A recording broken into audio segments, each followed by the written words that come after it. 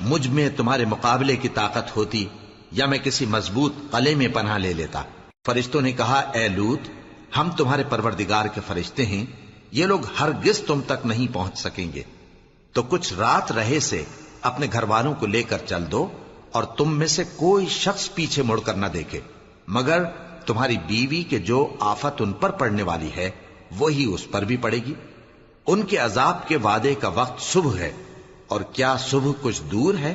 پھر جب ہمارا حکم آیا ہم نے اس بستی کو الٹ کر نیچے اوپر کر دیا اور ان پر پتھر کی تہ بتہ کنکریاں برسائیں جن پر تمہارے پروردگار کے ہاں سے نشان کیے ہوئے تھے، اور وہ بستی ان ظالموں سے کچھ دور نہیں۔ اور مدین کی طرف ان کے بھائی شعیب کو بھیجا تو انہوں نے کہا کہ اے قوم، اللہ ہی کی عبادت کرو کہ اس کے سوا تمہارا کوئی معبود نہیں، اور ناپ اور تول میں کمی نہ کیا کرو، میں تو تم کو آسودہ حال دیکھتا ہوں، اور اگر تم ایمان نہ لاؤ گے تو مجھے تمہارے بارے میں ایک ایسے دن کے عذاب کا خوف ہے جو تم کو گھیر کر رہے گا۔ اور اے میری قوم، ناپ اور تول انصاف کے ساتھ پوری پوری کیا کرو، اور لوگوں کو ان کی چیزیں کم نہ دیا کرو، اور زمین میں خرابی کرتے نہ پھرو۔ اگر تم کو میرے کہنے کا یقین ہو تو اللہ کا دیا ہوا نفع ہی تمہارے لیے بہتر ہے، اور میں تمہارا نگہبان نہیں ہوں۔ انہوں نے کہا اے شعیب، کیا تمہاری نماز تمہیں یہ سکھاتی ہے کہ جن کو ہمارے باپ دادا پوجتے آئے ہیں ہم ان کو ترک کر دیں، یا اپنے مال میں تصرف کرنا چاہیں تو نہ کریں؟ تم تو بڑے نرم دل اور بڑے سیدھے ہو۔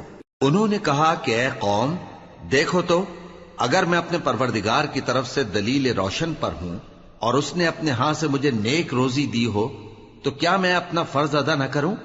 اور میں نہیں چاہتا کہ جس بات سے میں تمہیں منع کروں خود اس کو کرنے لگوں۔ میں تو جہاں تک مجھ سے ہو سکے تمہارے معاملات کی اصلاح چاہتا ہوں، اور اس بارے میں مجھے توفیق کا ملنا اللہ ہی کے فضل سے ہے۔ میں اسی پر بھروسہ رکھتا ہوں اور اسی کی طرف رجوع کرتا ہوں۔ اور اے قوم، میری مخالفت تم سے کوئی ایسا کام نہ کرا دے کہ جیسی مصیبت نوح کی قوم یا ہود کی قوم یا صالح کی قوم پر واقع ہوئی تھی ویسی ہی مصیبت تم پر واقع ہو۔ اور لوط کی قوم کا زمانہ تو تم سے کچھ دور نہیں، اور اپنے پروردگار سے بخشش مانگو اور اس کے آگے توبہ کرو، بے شک میرا پروردگار بڑا مہربان ہے، بہت محبت کرنے والا ہے۔ انہوں نے کہا کہ شعیب، تمہاری بہت سی باتیں ہماری سمجھ میں نہیں آتی، اور ہم دیکھتے ہیں کہ تم ہم میں کمزور بھی ہو، اور اگر تمہارے بھائی بند نہ ہوتے تو ہم تم کو سنسار کر دیتے، اور تم ہم پر کسی طرح بھی غالب نہیں ہو۔ انہوں نے کہا کہ اے قوم، کیا میرے بھائی بندوں کا دباؤ تم پر اللہ سے زیادہ ہے، اور اس کو تم نے پیٹھ پیچھے ڈال رکھا ہے؟ میرا پروردگار تو تمہارے سب اعمال کا احاطہ کیے ہوئے ہے۔ اور اے قوم، تم اپنی جگہ کام کیے جاؤ، میں اپنی جگہ کام کیے جاتا ہوں۔ تم کو ان قریب معلوم ہو جائے گا کہ رسوا کرنے والا عذاب کس پر آتا ہے اور جھوٹا کون ہے، اور تم بھی انتظار کرو، میں بھی تمہارے ساتھ انتظار کرتا ہوں۔ اور جب ہمارا حکم آ پہنچا تو ہم نے شعیب کو اور جو لوگ ان کے ساتھ ایمان لائے تھے ان کو تو اپنی رحمت سے بچا لیا، اور جو ظالم تھے ان کو چنگھاڑ نے آ دبوچا، تو وہ اپنے گھروں میں اوندھے پڑے رہ گئے، گویا ان میں کبھی بسے ہی نہ تھے۔ سن رکھو کہ مدین پر ویسی ہی پھٹکار ہے جیسی سمود پر پھٹکار تھی، اور ہم نے موسیٰ کو اپنی نشانیاں اور دلیل روشن دے کر بھیجا فرعون اور اس کے سرداروں کی طرف، تو وہ فرعون ہی کے حکم پر چلتے رہے، حالانکہ فرعون کا حکم درست نہیں تھا۔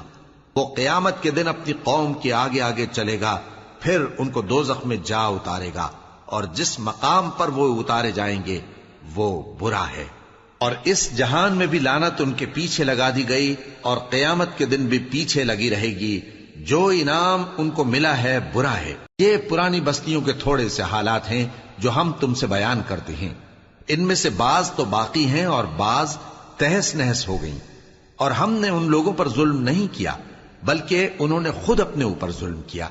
غرض جب تمہارے پروردگار کا حکم آ پہنچا تو جن معبودوں کو وہ اللہ کے سوا پکارا کرتے تھے وہ ان کے کچھ بھی کام نہ آئے، اور بربادی کے سوا انہیں اور کچھ نہ دے سکے۔ اور تمہارا پروردگار جب نافرمان بستیوں کو پکڑا کرتا ہے تو اس کی پکڑ اسی طرح کی ہوتی ہے، بے شک اس کی پکڑ دکھ دینے والی سخت ہے۔ ان قصوں میں اس شخص کے لیے جو عذاب آخرت سے ڈرے عبرت ہے، یہ وہ دن ہوگا جس میں سب اکٹھے کیے جائیں گے، اور یہی وہ دن ہوگا جس میں سب اللہ کے روبرو حاضر کیے جائیں گے، اور ہم اس کے لانے میں ایک وقت معین تک تاخیر کر رہے ہیں۔ جس روز وہ آ جائے گا تو کوئی شخص اللہ کے حکم کے بغیر بول بھی نہیں سکے گا۔ پھر ان میں سے کچھ بدبخت ہوں گے اور کچھ نیک بخت۔ تو جو بدبخت ہوں گے وہ دوزخ میں ڈال دیے جائیں گے، اس میں ان کو چلانا اور دھاڑنا ہوگا۔ جب تک آسمان و زمین ہیں وہ اسی میں رہیں گے مگر جتنا تمہارا پروردگار چاہے۔ بے شک تمہارا پروردگار جو چاہتا ہے کر دیتا ہے۔ اور جو نیک بخت ہوں گے وہ بہشت میں داخل کیے جائیں گے، اور جب تک آسمان اور زمین ہیں ہمیشہ اسی میں رہیں گے مگر جتنا تمہارا پروردگار چاہے۔ یہ اللہ کی بخشش ہے جو کبھی منقطع نہیں ہوگی۔ تو یہ لوگ جو غیر اللہ کی پرستش کرتے ہیں اس سے تم شک میں نہ پڑنا، یہ اسی طرح پرستش کرتے ہیں جس طرح پہلے سے ان کے باپ دادا پرستش کرتے آئے ہیں، اور ہم ان کو ان کا حصہ پورا پورا بغیر کچھ کم کیے دینے والے ہیں۔ اور ہم نے موسیٰ کو کتاب دی تو اس میں اختلاف کیا گیا، اور اگر تمہارے پروردگار کی طرف سے ایک بات پہلے نہ ہو چکی ہوتی تو ان میں فیصلہ کر دیا جاتا، اور وہ تو اس کی طرف سے بڑے بھاری شک میں پڑے ہوئے ہیں۔ اور تمہارا پروردگار ان سب کو قیامت کے دن ان کے اعمال کا پورا پورا بدلہ دے گا۔ بے شک جو عمل یہ کرتے ہیں وہ اس سے واقف ہے۔ سو اے پیغمبر، جیسا تم کو حکم ہوتا ہے اس پر تم اور جو لوگ تمہارے ساتھ تائب ہوئے ہیں قائم رہو، اور حد سے تجاوز نہ کرنا، وہ تمہارے سب اعمال کو دیکھ رہا ہے۔ اور مسلمانوں، جو لوگ ظالم ہیں ان کی طرف مائل نہ ہونا، نہیں تو تمہیں بھی دوزخ کی آگ آ لپٹے گی، اور اللہ کے سوا تمہارے کوئی دوست نہیں ہوں گے، پھر تمہیں کوئی مدد بھی نہ ملے گی۔ اور دن کے دونوں سروں یعنی صبح اور شام کے اوقات میں اور رات کی چند ساعتوں میں نماز پڑھا کرو، کچھ شک نہیں کہ نیکیاں گناہوں کو دور کر دیتی ہیں۔ یہ ان کے لیے نصیحت ہے جو نصیحت قبول کرنے والے ہیں۔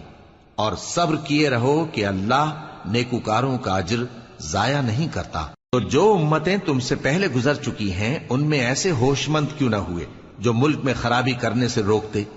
ہاں، ایسے تھوڑے سے تھے جن کو ہم نے ان میں سے نجات بخشی، اور جو ظالم تھے وہ انہی باتوں کے پیچھے لگے رہے جن میں عیش و آرام تھا، اور وہ گناہوں میں ڈوبے ہوئے تھے۔ اور تمہارا پروردگار ایسا نہیں ہے کہ بستیوں کو جبکہ وہاں کے باشندے نیکوکار ہوں از راہ ظلم تباہ کر دے۔ اور اگر تمہارا پروردگار چاہتا تو تمام لوگوں کو ایک ہی جماعت کر دیتا، اور وہ برابر اختلاف کرتے رہیں گے، مگر جن پر تمہارا پروردگار رحم فرمائے، اور اسی لیے اس نے ان کو پیدا کیا ہے۔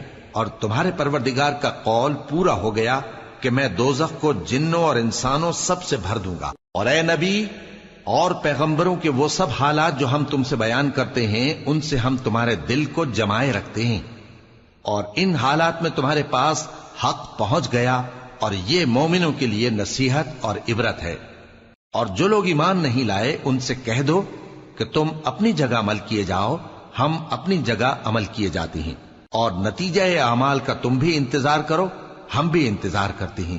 اور آسمانوں اور زمین کی چھپی چیزوں کا علم اللہ ہی کو ہے، اور تمام معاملات اسی کی طرف رجوع کیے جائیں گے، تو اسی کی عبادت کرو اور اسی پر بھروسہ رکھو۔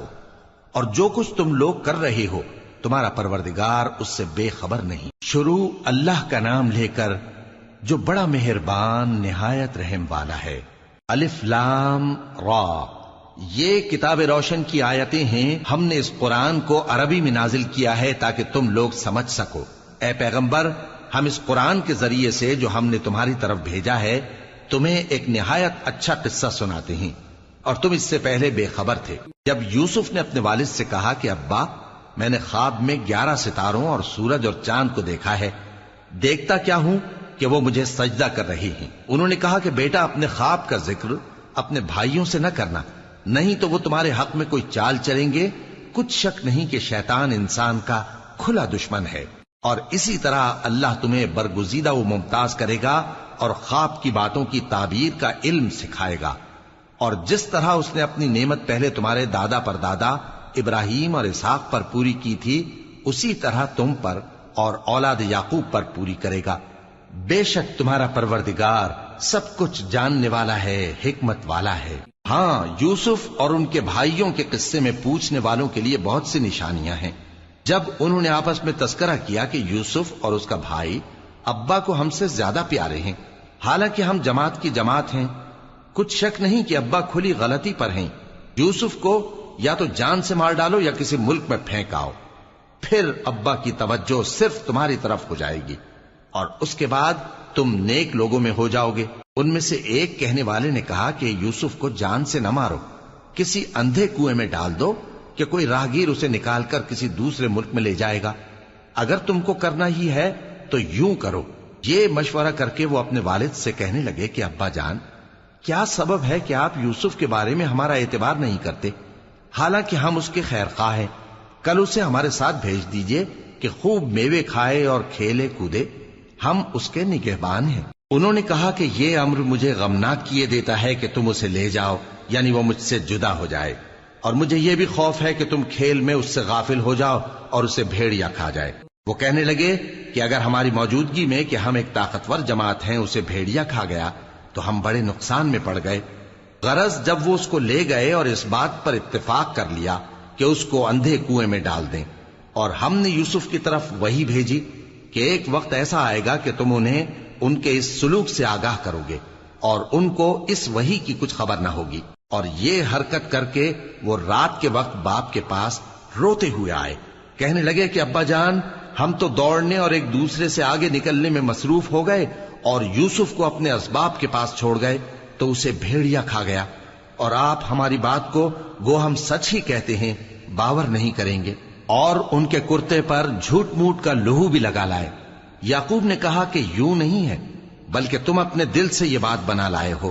اچھا، صبر کہ وہی خوب ہے، اور جو تم بیان کرتے ہو اس کے بارے میں اللہ ہی سے مدد چاہیے۔ اور اب اللہ کی شان دیکھو کہ اس کنویں کے قریب ایک قافلہ آوارد ہوا اور انہوں نے پانی کے لیے اپنا سقا بھیجا تو اس نے کنویں میں ڈول لٹکایا، یوسف اس سے لٹک گئے۔ وہ بولا، زہے قسمت، یہ تو ایک لڑکا ہے، اور اس کو قیمتی سرمایہ سمجھ کر چھپا لیا۔ اور جو کچھ وہ کرتے تھے اللہ کو خوب معلوم تھا، اور انہوں نے اس کو تھوڑی سی قیمت یعنی مادود چند درہموں پر بیچ ڈالا، اور وہ اس سے بیزار ہو رہے تھے۔